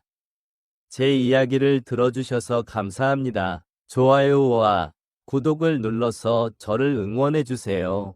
응원해주세요. 오늘의 사연 시작합니다. 안녕하세요. 저는 50을 바라보고 있는 남자입니다. 아들, 딸 하나씩 키우고 있는 중입니다. 그냥 평범하게 직장 생활을 하고 있습니다. 와이프는 사업을 하나 시작했는데 대박이 나서 아주 저보다 바쁘게 지내고 있습니다. 뭐가 그리 바쁜지 매일 늦게 들어오더라고요. 집안일은 이제 뒷전입니다. 그래서 대부분 청소나 빨래 같은 건 제가 다 하는 편인데 음식하는 거는 마음대로 안 되더군요. 애들도 한참 잘 먹을 때인데 매번 배달 음식 먹는 것도 좀 그래서 와이프한테 한 소리 했습니다. 여보, 매일 시켜 먹는 것도 한계가 있어. 반찬 좀 해놓으면 안 돼? 내가 대충 꺼내 먹고 데워 먹을게. 다른 건 내가 다 하잖아. 밥만 좀 부탁해. 밥 타령은 진짜 시켜 먹는 게 얼마나 편하고 맛있어. 그냥 대충 좀 먹으면 안 돼? 나는 뭐 노니? 나도 진짜 몸이 10개라도 모자라. 힘들다고. 내가 그거 모르는 거 아니잖아. 그래서 청소, 빨래, 설거지, 분리수거 내가 안 해? 내가 다 해. 그거 하는 걸로 내가 당신한테 투정 부린 적 있어? 밥 먹는 거는 애들도 있으니까 좀 신경 써 해달라고 하는 거지. 내가 하는 건 맛없다고 애들도 안 먹으려고 하니까 그러는 거 아니야. 밥 해주는 게 그렇게 어렵니? 밥 해줄 시간이 없다니까? 내가 몇 시에 들어오는데? 나 진짜 하루 종일 하는 게 일이야. 나는 그럼 언제 쉬는데? 이제 자리 잡기 시작해서 잘 되는데 계속 치고 나가야 될 거 아니야. 이해 좀 해주면 안 돼? 내가 도우미 아줌마 부를게. 당신도 그러면 좀 편할 거 아니야. 아니, 무슨 도우미야. 그냥 밥만 좀 해주면 되는 걸. 그러니까 나도 밥하기 힘들다고. 자기가 차려 먹을 거 아니면 도우미 써 그냥. 내가 알아서 부를 테니까. 당신은 그렇게 알아.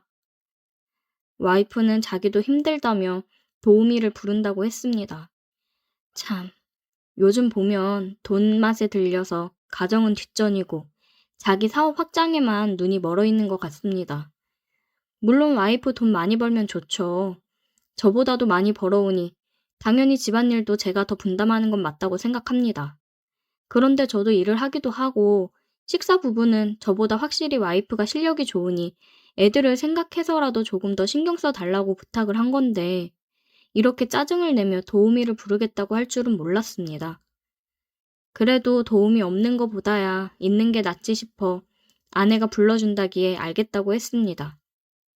다음날 퇴근을 하고 집에 오니 아이들은 방에서 공부 중이고 아내가 부른다던 도우미 분이 계셨어요.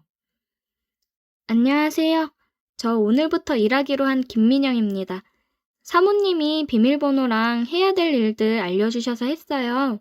따로 더 신경 써서 해야 될 부분이나 일 있으면 얘기해 주세요. 네, 안녕하세요. 뭐 집사람이 잘 얘기했겠죠. 잘 부탁드릴게요. 아이들한테는 어떤 음식 좋아하는지 물어봤어요. 사장님은 어떤 음식 좋아하세요?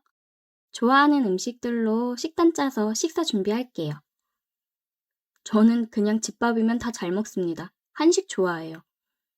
네, 그럼 한식 위주로 식사 준비할게요. 또 필요하신 거 있으시면 얘기하세요. 첫인상부터 굉장히 친절하고 밝은 모습이 눈에 들어오더라고요. 와이프 웃는 얼굴을 본 지가 언제인지 이 집안에 사람이 하나 새로 들어온 것 뿐인데 집안 분위기가 굉장히 달라졌습니다. 처음에는 솔직히 낯선 사람이 집에 있으면서 내가 해야 되는 청소며 빨래, 설거지 등을 해주니까 좀 불편하기는 했는데 점점 편해지더라고요. 보통 저녁 식사까지 차리고 정리까지 해준 뒤 8시쯤 퇴근을 했어요. 주말에 애들은 독서실을 가고 와이프는 또 사업차 나갔다 온다며 나가고 집에는 민영 씨랑 둘이 있었습니다. 그래서 여유롭게 커피 한 잔 마시며 얘기를 나눴어요. 아, 민영 씨, 일하면서 쉴 때는 서재방 쓰셔도 돼요. 편하게 쉬세요. 신경 써주셔서 감사합니다. 알아서 척척 잘해주시니 제가 감사하죠. 민영 씨 덕분에 요즘 제가 아주 편하게 지내고 있어요. 사모님이 워낙 바쁘셔서 사장님께서 집안일을 대부분 다 하셨다면서요? 쉽지 않은 일인데 정말 대단하세요. 대단하긴요. 다 사람 하는 일인걸요. 애들이 있으니 제가 더 잘하려고 해야죠. 아마 저도 애들 없이 혼자였으면 잘 안 했을 거예요. 멋진 남편의 멋진 아빠네요. 너무 부러운걸요? 아니에요. 민영 씨, 8시에 끝나고 가면 가족들 식사는 어떻게 해요? 저 혼자 살아요. 남편이 교통사고로 먼저 가서 혼자 된 지 좀 됐어요. 신혼 즐긴다고 3년간 아이 계획이 없었거든요. 근데 그 사이에 먼저 가버렸네요. 미안해요. 몰랐네요. 미안하긴요. 모르셔서 그런 건데. 괜찮아요. 벌써 5년도 더 된 일인데요, 뭐. 그녀와 얘기를 많이 나눠보니 정말 대화가 잘 통했고 아픔을 갖고 있는 그녀가 안쓰러웠습니다. 그런 거 있잖아요. 그냥 내가 보호해줘야겠다 싶은 여자. 민영 씨가 제게 그렇게 느껴졌어요. 사업을 시작하고 드세지고 저를 무시하기만 하는 와이프랑은 다른 모습에 제가 빠져들었는지도 모르겠습니다. 와이프는 집에 잘 있지도 않으니 민영 씨랑 결혼 생활을 하는 기분이 들었어요. 그래서 조금이나마 더 보고 싶어서 일찍 퇴근하려고 노력했고 집에 와서 민영 씨랑 대화하며 저녁 준비를 하고 그랬습니다. 아이들도 민영 씨 음식 솜씨에 아주 반했어요. 와, 아줌마 진짜 맛있어요. 최고 최고. 저 요즘 학원 가기 전에 편의점에서 많이 사 먹었는데 일부러 아줌마가 해주는 밥 먹고 학원 가려고 집에 들렸다 가잖아요. 진짜 최고예요. 학원을 갔다가 보통 10시에 집에 들어오는데 그 전에 친구들이랑 학원 가기 전에 식당이나 편의점에서 사 먹고 그랬는데 요즘은 집에 와서 밥을 먹고 가더라고요. 덕분에 용돈도 아끼고 화장품 하나 더 살 수 있다고 좋아했습니다. 이게 제대로 된 가정이라 느꼈어요. 정말 일이 바쁜 건지 아니면 다른 남자가 생겨서 밖으로 놔두는 건지 와이프에 대해 저도 마음이 점점 멀어져 갔습니다. 그리고 제가 끝내 붙잡고 있던 이성의 끈이 끊어진 일이 있었어요. 보통 저는 청소할 때 물걸레 청소기를 사용합니다. 민영 씨가 바닥 청소를 하는 건 처음 봤어요. 보통 퇴근 전에 끝내놓으니까요. 민영 씨가 주 6일 근무로 일요일만 쉬는데 저도 토요일에 골프 치러 나가거나 모임을 갔다 오거나 했어요. 그래서 바닥 청소하는 건 못 봤습니다. 근데 물걸레 청소기를 안 쓰고 손걸레로 바닥을 닦더라고요. 민영 씨, 설마 계속 손걸레로 바닥 닦은 거예요? 네? 손걸레로 닦는 게 제대로 닦이는 느낌이라 손걸레를 찾게 되더라고요. 그래도 무릎이면 많이 아프고 힘들 텐데 물걸레 청소기 있는데 그거 쓰시지. 괜찮아요. 이게 편해서 그런 건데요, 뭐. 민영 씨는 다시 바닥을 닦기 시작했어요. 무릎을 꿇고 고양이 자세로 바닥을 닦는데 뒤태를 보니 남자라는 동물이라면 참을 수가 없는 상황이었습니다. 저는 헛기침을 하며 다시 TV를 보다가 힐끔힐끔 쳐다봤어요. 그리고 걸레를 들고 세탁실로 갔는데 비명소리 같은 게 들리더라고요. 보니까 걸레를 빨려고 하는데 호스가 빠지면서 물이 확 나와서 옷이 다 젖었더라고요. 민영 씨, 괜찮아요? 네, 괜찮아요. 옷 다 젖은 거 아니에요? 얼른 갈아입으셔야 될 것 같은데. 옷이... 집사람 옷 안 입는 거 있거든요. 꺼내드릴게요. 네, 괜히 죄송해요. 죄송하긴요. 제가 옷 가지고 나올 테니까 수건으로 좀 닦고 있으세요. 저는 와이프가 안 입는 옷을 찾아 꺼내 서재에 있는 민영 씨에게 가져다 주었습니다. 방문을 열어보니 살짝 젖은 머리카락을 닦고 있는 민영 씨를 보는데 가슴이 뛰었어요. 민영 씨, 여기 옷이요. 감사해요. 예, 그럼 저는 나가 있을게요. 사장님, 이 옷 잘 어울리는지 봐주실래요? 네? 민영 씨는 젖은 옷을 갈아입으려고 했습니다. 그 순간 제 이성의 끈은 완벽하게 끊어졌어요. 그녀에게 다가가 키스를 했습니다. 이러면 안 되는데 사장님 너무 좋아해요. 저도 민영 씨가 너무 좋습니다. 우리는 서재에서 뜨겁게 사랑을 나눴습니다. 여태 지내오면서 서로에 대한 마음이 알게 모르게 커져갔어요. 정말 신혼생활을 하는 것처럼 둘만의 찌릿찌릿한 무언가가 있었습니다. 그러다 분위기가 이렇게 만들어지니 폭발해버린 거죠. 심장이 빠르게 쿵쾅거리며 뛰는데 너무 행복한 떨림이라 좋았습니다. 저는 종종 평일에 연차를 쓰면서 집에서 민영 씨와 즐거운 시간을 보냈어요. 앞치마를 두른 민영 씨를 뒤에서 안으며 달콤한 생활을 했습니다.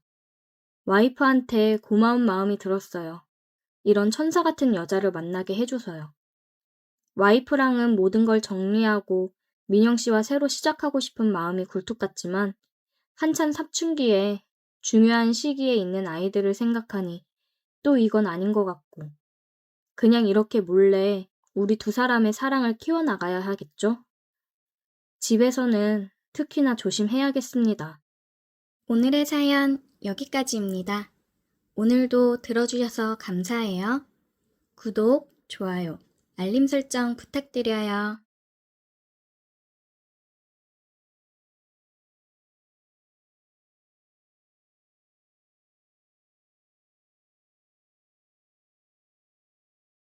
제 여친은 술집 여자입니다. 한때 정말 사랑한다 생각했던 사람이지요. 직업은 아무 상관없다고 생각했었습니다. 군대를 제대하고 아르바이트를 했었습니다. 새벽까지 장사를 하는 해장국 집이었죠. 새벽 2시에서 3시까지가 피크였습니다.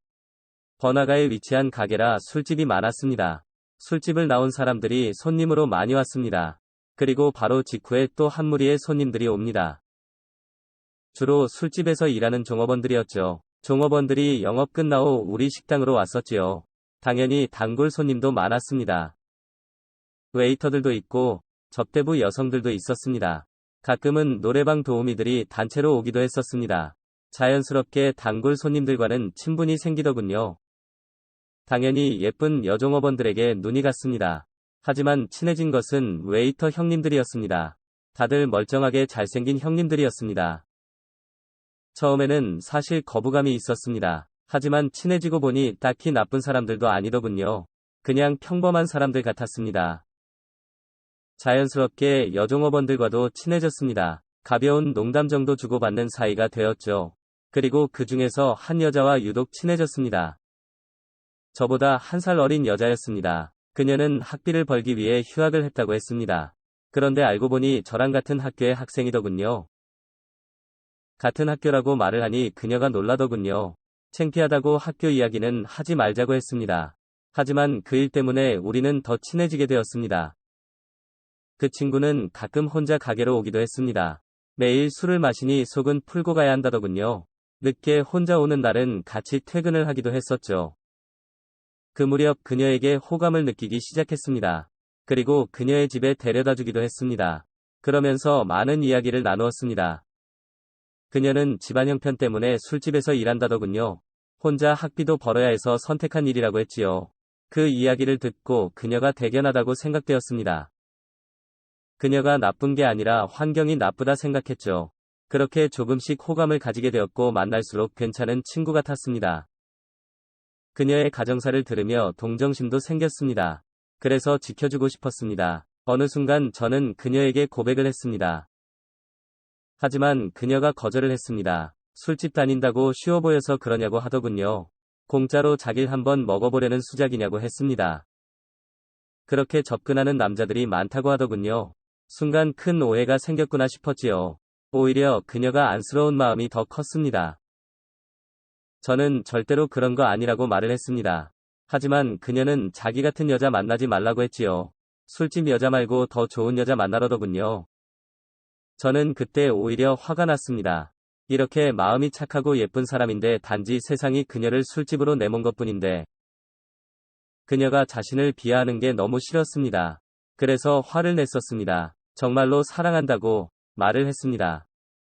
그녀가 울면서 저를 밀어냈습니다. 그리고 다시는 만나지 말자고 하더군요. 사실 큰 충격이었습니다. 생각지도 못한 상황이었지요. 사실 그녀도 당연히 받아줄 거라 생각했지요. 저도 모르게 그녀를 쉽게 보았던 모양이었습니다. 그래서 혼자 고민을 많이 했습니다. 나 자신이 너무 속물처럼 느껴졌습니다. 하지만 그럴수록 그녀를 꼭 잡고 싶었습니다. 그래서 그녀를 다시 찾아갔습니다. 솔직하게 마음을 털어놓자 생각했지요. 웨이터 형의 도움을 받아 그녀를 만났습니다. 그리고 진지하게 제 마음을 이야기했습니다. 이야기를 듣던 그녀가 펑펑 울었습니다. 하지만 이번에는 밀어내지 않았지요. 왠지 보호해주고 싶은 마음이 들더군요. 한번 거절을 당하니 그녀가 더 간절해졌죠. 술집에서 일하지만 그건 어쩔 수 없는 사정이었죠. 그렇게 그녀는 제 고백을 받아주었습니다. 그 뒤로 우리는 매일 새벽에 함께 퇴근을 했습니다. 그러다 가끔씩 그녀의 자취방으로 가기도 했지요. 혈기왕성한 나이라 그런지 서로 욕구가 충만했죠. 오전 내내 그녀와 침대에서 뒹굴다 잠이 들었습니다. 너무 행복한 시간이었습니다. 눈을 뜨면 그녀가 제 품에 안겨 있었고 느긋하게 일어나 함께 출근 준비를 했습니다. 그 시간만큼은 우리가 영화 속 주인공 같았습니다. 그녀는 제 옷도 사주고 영양제도 챙겨주었습니다. 이런 여자를 사랑하지 않을 수 없었습니다. 이대로 그녀와 계속 사랑을 하고 싶었습니다. 그녀의 과거는 제가 덮어두면 그만이었죠. 술집은 지금이라도 그만두라 하고 싶었지만 저는 그녀를 부양할 돈이 없었지요. 오히려 그녀에게 조금씩 의지를 하고 있었죠. 옷도 그녀가 알아서 사주었고 밥을 먹으면 밥값도 그녀가 냈습니다. 저는 이 행복이 오래갈 줄 알았습니다. 이대로 복학하고 졸업을 해서 취직을 하고 그 뒤에 그녀와 결혼도 생각을 했지요. 그때는 그녀가 슬픈 영화의 주인공 같았습니다. 그리고 저는 그녀를 구원할 남자라 믿었죠. 하지만 현실은 평범한 알바생일 뿐이었죠. 시간이 지나면서 환상들도 깨지기 시작했습니다. 저는 이제 복학을 해야 할 시기였습니다. 그래서 아르바이트를 그만두기로 했습니다. 그녀도 당연히 복학할 것이라 생각했습니다. 그리고 함께 캠퍼스 커플이 되는 꿈을 꾸었지요. 하지만 그녀의 선택은 달랐습니다. 그녀는 복학을 하지 않겠다고 했습니다. 아직 돈을 더 벌어야 한다더군요. 하지만 이해가 되지 않았습니다. 여친은 이미 등록금은 충분히 벌어둔 상태였습니다.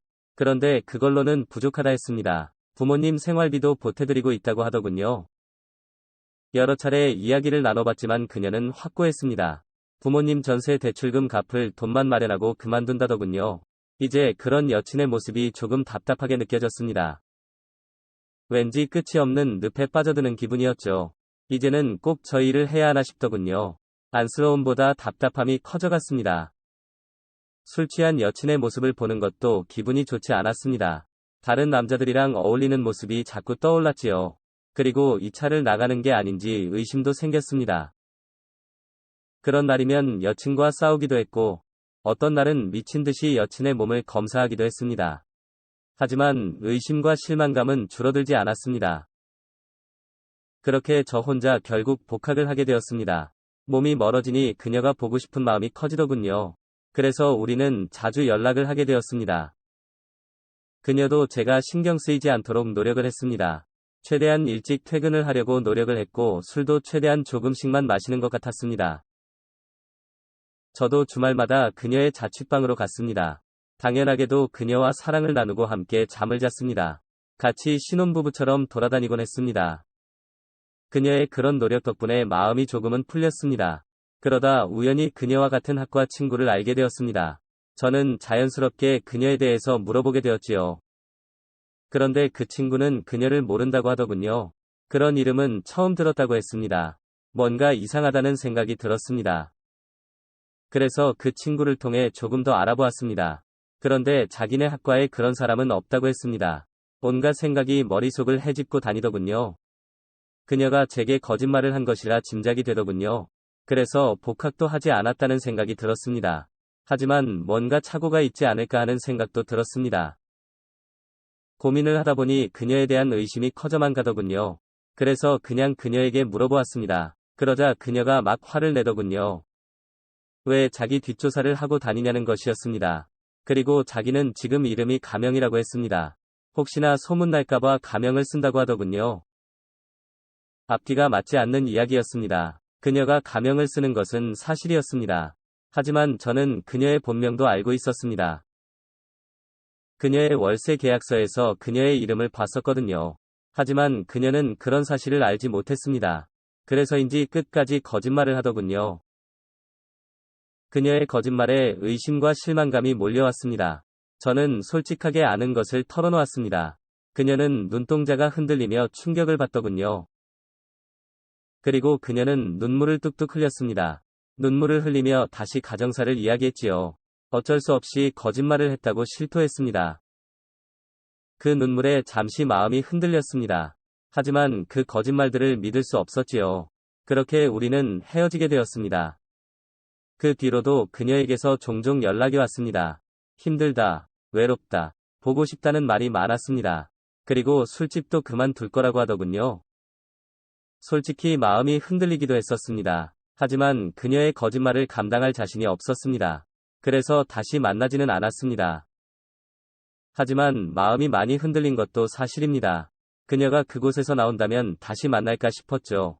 그녀와 분명 좋았던 시간도 많았으니까요. 그녀에 대한 미련이 남아 있었습니다. 지금쯤이면 그곳을 떠났을 거라 생각했습니다. 그래서 몇 번이고 연락을 하려다 말곤 했죠. 그런데 몇 개월 만에 그녀의 소식을 보게 되었습니다. 그때 친했던 웨이터 형님의 페이스북에서였죠.